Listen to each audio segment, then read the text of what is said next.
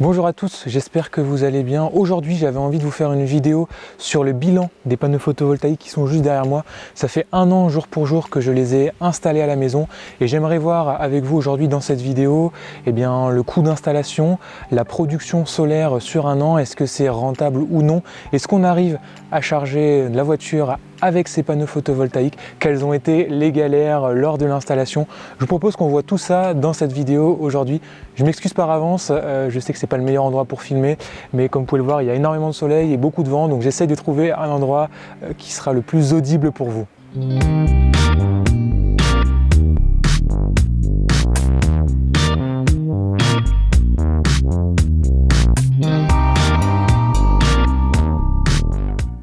Le premier point pour installer des panneaux photovoltaïques chez vous, c'est de se renseigner sur la législation. En effet, quand vous installez des panneaux photovoltaïques, il y a quelques petites réglementations à ne pas négliger. On va d'abord commencer par la demande d'urbanisme. Si vous avez une puissance crête supérieure à 3 kW, vous devez faire une demande d'urbanisme. De même que si vous avez une installation solaire à plus d'1,80 m du sol, vous devez faire une demande d'urbanisme. Par contre, si vous avez une installation solaire inférieure à 3 kW et en dessous d'1,80 m du sol, là, pas de demande d'urbanisme à faire. Renseignez-vous également si vous êtes dans une zone patrimoine protégée, si vous avez un monument historique pas loin de chez vous, il est possible que votre mairie vous refuse cette demande d'urbanisme et donc par conséquent le refus d'installation de vos panneaux photovoltaïques. Ce serait quand même dommage d'avoir un refus sur l'installation alors que vous avez déjà commandé vos panneaux. Donc c'est pour ça, vraiment, renseignez-vous avant auprès de votre mairie à savoir si vous pouvez installer des panneaux photovoltaïques dans votre jardin ou sur votre toiture. Une fois que vous avez l'approbation de votre mairie, le plus important va être le calcul de vos besoins. Et oui, inutile d'installer 50 panneaux si 4-5 panneaux suffiraient à couvrir la consommation de votre maison. C'est évident et ce serait une perte d'argent. Ensuite, est-ce que vous utilisez des véhicules électriques et est-ce que vous rechargez des véhicules électriques dans votre domicile? Pour savoir la consommation moyenne de votre maison, journalier, hebdomadaire et tout ça, si vous êtes chez EDF, vous avez la possibilité de voir le suivi de production, le suivi de consommation, qui est plus ou moins assez précis et qui peut déjà vous donner une idée du nombre de panneaux que vous allez pouvoir installer chez vous. Ça, c'est le premier point. Ensuite, il faut savoir qu'une installation comme celle-ci, chez nous, elle est en autoconsommation. Qu'est-ce que ça veut dire? C'est tout simplement que vous avez la production solaire qui vient alimenter la maison quand il y a du soleil, mais quand cette production solaire est plus faible, le réseau EDF va venir en complément de la production solaire pour subvenir à la consommation de la maison. J'espère que j'ai été assez clair dans ces explications. Si vous n'avez pas tout compris, vous pouvez me poser des questions en commentaire, j'y répondrai bien évidemment. En gros, ce que je veux dire par là, c'est que si demain EDF décide de couper le réseau pour intervenir, les panneaux photovoltaïques vont se couper également.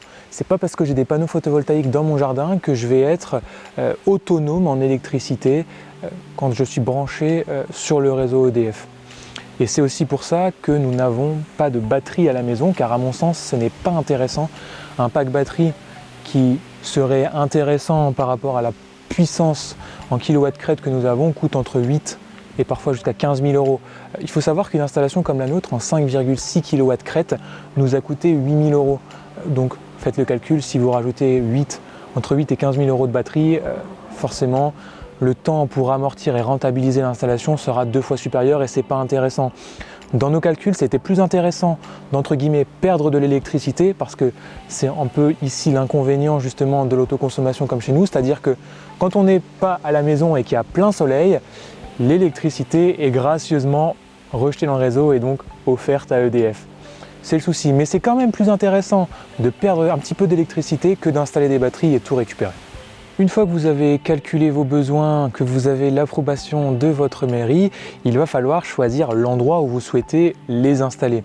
Personnellement, nous, on a fait le choix le plus simple pour notre terrain et d'ailleurs le meilleur en termes de production solaire, c'est-à-dire l'exposition plein sud. Si vous voulez avoir la meilleure production solaire, vous les exposez plein sud, vous êtes certain d'avoir le meilleur rendement, si je puis dire. Bon, forcément, si vous exposez plein sud et que vous avez des arbres qui viennent cacher, c'est pas top top. C'est même pas du tout conseillé. Donc Personnellement, nous on a fait le choix de les mettre plein sud et c'est ce qui, sur les rendements et ce qu'on voit à l'année sur la production, est le plus optimal pour notre production. On aurait pu les mettre sur le toit. Et on a fait le choix de les installer au sol pour 2 raisons. La première, l'entretien.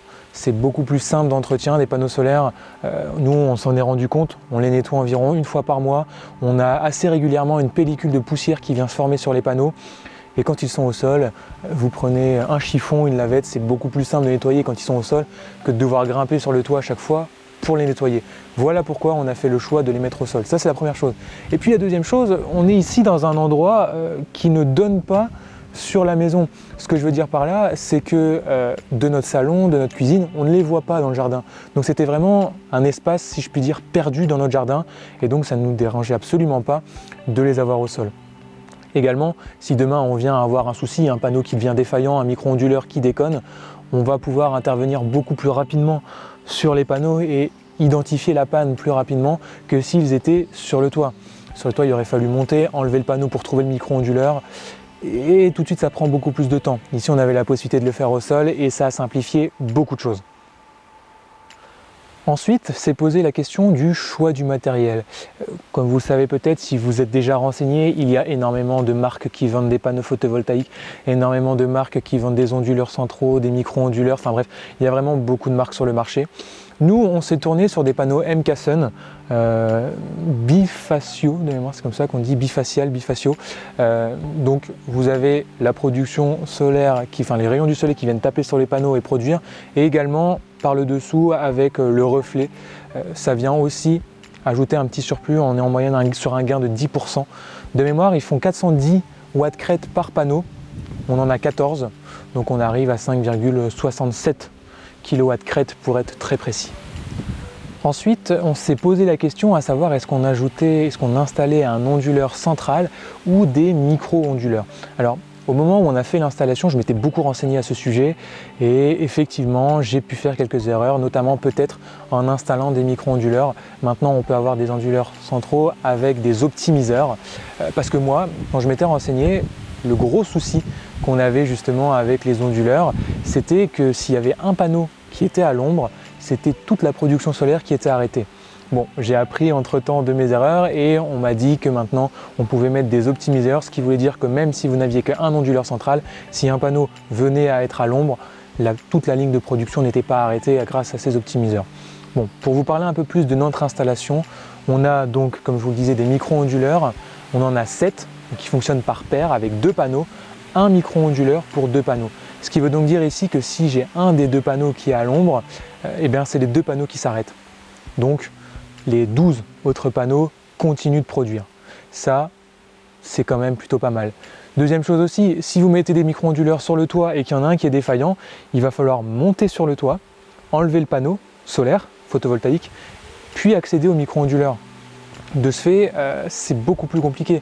Tandis que si vous avez un onduleur central dans votre garage et que vos panneaux sont sur le toit et que c'est l'onduleur central qui est défaillant, vous remplacez l'onduleur central, pas besoin de monter sur le toit. Mais ici, encore une fois, on est sur une installation au sol.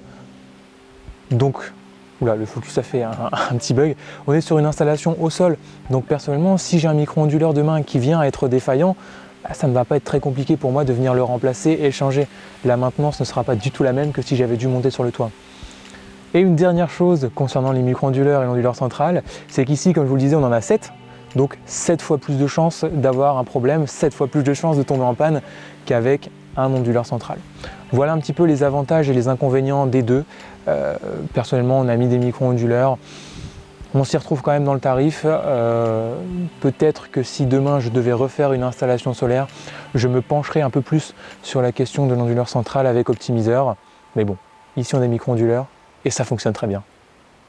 Alors depuis tout à l'heure, je vous parle de l'installation que j'ai faite et des choses que j'ai pu apprendre en faisant ces installations, mais je peux comprendre que certains de vous n'ont pas spécialement envie de se lancer dans un projet photovoltaïque seul et ont parfois peur de faire une bêtise. Beaucoup de professionnels de nos jours proposent des installations de panneaux photovoltaïques et c'est à mon sens un souci parce que, comme vous l'avez peut-être remarqué, mais l'État propose des aides justement pour l'installation de ces panneaux photovoltaïques et beaucoup d'entreprises en profitent en mettant des devis assez exorbitants pour des puissances parfois entre guillemets standards ou comme les miennes. Pour vous donner un ordre d'idée, on a 5,67 kW crête. Ça nous a coûté 8 000 € à installer, donc après la main d'œuvre forcément c'est moi qui l'ai installée, donc je ne la compte pas forcément.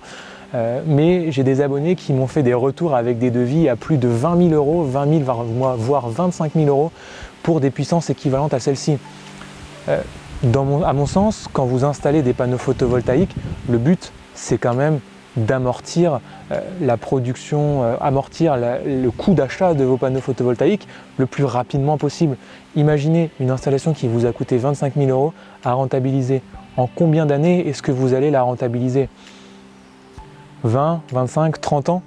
Ici, sur l'installation que nous avons, on l'a payé 8 000 € comme je vous le disais, on a fait les calculs et on est en moyenne sur 5 ans et demi pour amortir le prix de l'installation, sans compter l'augmentation du prix du kilowattheure d'électricité actuellement. Donc, si on refait les calculs, on pourrait peut-être diminuer cette rentabilité. Mais donc voilà, 5 ans et demi contre 20, 30 ans, à ce moment-là, c'est pas intéressant de mettre des panneaux photovoltaïques, clairement. Également, sur les panneaux que nous avons installés et les micro-onduleurs, on a une application qui permet de suivre la production en temps réel. Alors ici, comme vous pouvez le voir, actuellement nous avons 4074 watts de puissance. Et comme vous le remarquez, sur l'année, depuis l'installation des panneaux photovoltaïques, on est à 4562 kWh de production. Comme je vous le disais, ma puissance de 5,67 kW crête. Alors il faut savoir une chose, on a 5,67 kW crête, c'est bien crête, c'est la puissance maximale que peuvent produire nos panneaux. En un an, on n'a jamais atteint la puissance maximale et d'ailleurs on ne l'atteindra jamais. Bon, on a économisé 3 tonnes de CO2, une réduction de 3 tonnes de CO2 et aujourd'hui on a produit 8,12 kWh. L'avantage avec cette application, c'est qu'ici vous pouvez voir champ panneau photovoltaïque, ça c'est la production en temps réel de nos panneaux. Donc ils sont placés dans l'ordre, hein. Vous avez le premier 296 qui est le panneau tout au bout, là-bas au fond. D'ailleurs le focus a encore fait n'importe quoi, je disais tout au bout au fond là-bas. Donc si demain un micro-onduleur vient à poser souci sur l'application, je vais tout de suite voir une baisse de production et donc je vais savoir localiser très rapidement le micro-onduleur en question. Dans données, eh bien, vous pouvez voir sur le mois, sur la journée, sur l'année, la production solaire et ça c'est plutôt pas mal, vous avez vraiment un vrai suivi de production. Pour vous faire une idée, en hiver, la production est vraiment très minime. Sur les 4562 kWh que nous avons produits, la moitié, pour ne pas dire les 3/4, a été pendant l'été, forcément, hein, c'est là qu'il y a le plus de soleil. En hiver, ça suffit à subvenir aux besoins, à la consommation électrique des frigos, des congélateurs, ce genre de choses, mais vous ne chargerez pas une voiture électrique en hiver ou alors à très faible puissance. Conclusion de ces 1 an de production solaire, comme je vous le disais, plus de 4500 kWh de produits. À l'heure actuelle, on arrive à charger la voiture à 4 kW. Ce qu'on a fait par la suite, c'est qu'on a installé une borne intelligente, une borne Zappi, qui permet justement de gérer le surplus solaire quand il y a beaucoup de soleil et qu'on produit beaucoup d'électricité. Ce que la maison n'utilise pas est automatiquement rebasculé dans la recharge de la voiture. Ça, c'est vraiment une solution géniale qui permet, eh bien, quand vous êtes à la maison et que la voiture charge, de ne rien perdre en production solaire, mais également de ne rien tirer du réseau EDF et donc, entre guillemets, d'être autonome. Je dis bien entre guillemets parce que forcément, si demain une coupure de courant vient à subvenir, les panneaux forcément seront également coupés. Donc, je trouve ça génial de pouvoir produire sa propre électricité, l'utiliser, le surplus, le redistribuer dans la voiture, utiliser donc cette énergie pour rouler avec les panneaux photovoltaïques entre guillemets gratuitement, bien sûr en prenant en compte le prix de l'installation et tout ce que ça nous a coûté, mais on peut dire, là à mon sens, on peut vraiment dire qu'on roule plus propre et plus écolo. Encore une fois, on ne va pas rentrer dans le débat de batterie, production et de tout ce genre de choses. Je sais, ça peut faire débat, mais moi j'estime que quand vous produisez votre énergie, que vous la distribuez dans votre voiture et que vous roulez grâce à cette énergie que vous produisez, ce n'est pas de l'énergie qui vient des centrales nucléaires, ce n'est pas de l'énergie qui vient d'ailleurs. Et là, je trouve qu'on peut parler d'autonomie et de rouler plus propre. Dites-moi ce que vous en pensez dans les commentaires, je serais curieux d'avoir votre avis. Je vous laisse avec les quelques plans qu'on a pu filmer de notre installation solaire. J'espère que la vidéo vous aura plu. Comme je vous le disais, si vous avez des questions dans les commentaires, n'hésitez pas à vous abonner à cette chaîne YouTube si vous souhaitez avoir d'autres vidéos sur les Tesla, sur la production solaire, sur les bornes Zappi. Enfin bref, proposez-moi vos idées de vidéos dans les commentaires. Abonnez-vous et à bientôt.